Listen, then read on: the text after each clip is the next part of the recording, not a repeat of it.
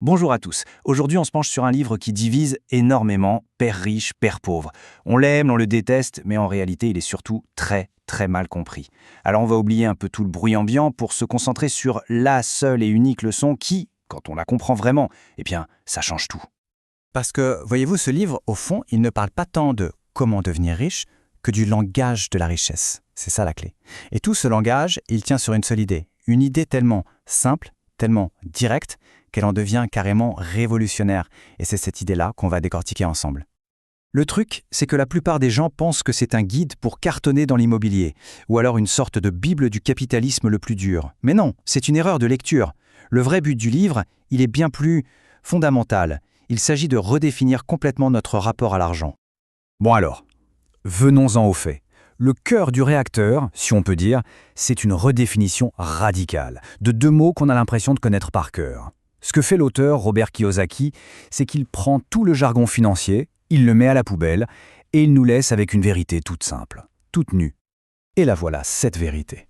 On oublie les définitions compliquées du conseiller financier. Ce qu'il faut voir ici, c'est la simplicité brutale du truc. Un actif, ça met de l'argent dans la poche. Un passif, ça sort de l'argent de la poche. Point. C'est tout. On le répète, juste pour que ce soit bien clair, un actif, ça paye. Le flux d'argent, il va dans notre sens. C'est la seule chose à retenir. Et donc, à l'inverse, un passif, ça coûte. L'argent s'en va. C'est aussi simple que ça, pas besoin de chercher plus loin. Et voilà, fin de la leçon, c'est presque trop simple, on est d'accord? Et pourtant, c'est là que tout se joue. Selon l'auteur, la quasi-totalité des soucis financiers des gens vient de là. Ils passent leur vie à confondre ces deux choses. Ok, maintenant, un petit test de lucidité si on veut.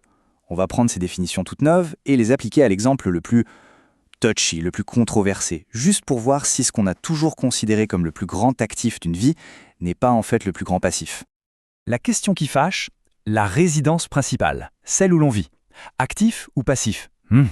Pour tout le monde, la société, les parents, la banque, c'est l'actif numéro 1, le Graal. Mais si on applique la règle toute simple qu'on vient de voir, la réponse pourrait bien surprendre. Regardons les faits, juste les faits. Chaque mois, qu'est-ce qui se passe? Le crédit IMO, paf, ça sort. Les taxes foncières, ça sort. L'assurance, ça sort. L'entretien, les petites et grosses réparations, ça sort encore et toujours. Tout ça, c'est de l'argent qui sort de la poche. Le flux, il est clairement sortant. Il n'y a même pas de débat. Et voilà, on arrive au cœur du problème. Cette phrase, elle résume tout. En suivant cette logique, une maison ne nous nourrit pas. C'est nous qui la nourrissons, en permanence. Ce n'est donc pas un actif, mais bel et bien un passif. Bon, assez de théorie. On passe à la pratique, un exercice tout simple, très concret. L'idée, c'est de prendre une simple feuille de papier et un stylo. Rien de plus. Pas d'appli, pas de tableur compliqué, juste un moment pour se mettre face à la réalité de ses propres flux financiers. L'exercice ne peut pas être plus simple. On trace un trait au milieu de la feuille pour la diviser en deux. D'un côté, à gauche, on liste les vrais actifs, tout ce qui fait rentrer de l'argent chaque mois, et de l'autre côté, à droite, on liste les passifs, tout ce qui fait sortir de l'argent. Et voilà un exemple de ce que ça peut donner. Côté actif, on pourrait avoir des loyers d'un bien en location, des dividendes d'actions, peut-être les revenus d'une petite activité en ligne. Et côté passif, le crédit de la maison, celui de la voiture, les dettes de carte de crédit, tous les abonnements qui s'accumulent. Et là, il faut être honnête. Pour beaucoup de gens, la colonne de gauche, celle des actifs, elle est souvent désespérément vide. Attention, ce n'est pas un jugement de valeur, c'est juste un diagnostic, c'est la photo de départ. Et ça met en lumière la différence fondamentale de comportement. D'un coup, la règle du jeu financier devient ultra claire. Les riches, elles utilisent leur argent pour acheter des actifs, et la classe moyenne, elle utilise son argent pour acheter des passifs, tout en étant persuadée d'acheter des actifs. C'est toute la différence. Alors, quel est le but de tout ça? On arrive à la conclusion au véritable objectif derrière cette philosophie. Parce que l'important, ce n'est pas tant combien on gagne chaque mois, c'est ce qu'on construit avec cet argent.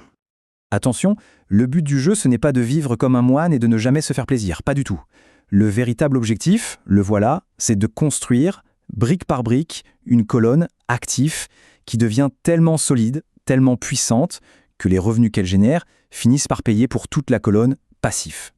En d'autres termes, le but ultime, c'est de faire en sorte que ce soit les actifs qui travaillent, pour financer le style de vie qu'on souhaite. La liberté financière, si on suit cette définition, c'est tout simplement le moment où les revenus générés par la colonne actif dépassent le total des dépenses de la colonne passif. Et pour finir, Voilà la seule question qui compte, celle qu'il faut garder en tête. Quand on regarde les choses qu'on possède, sa maison, sa voiture, son téléphone, il faut juste se demander, est-ce que cet objet me nourrit ou est-ce que c'est moi qui le nourris? La réponse à cette simple question, eh bien, elle a le pouvoir de tout changer.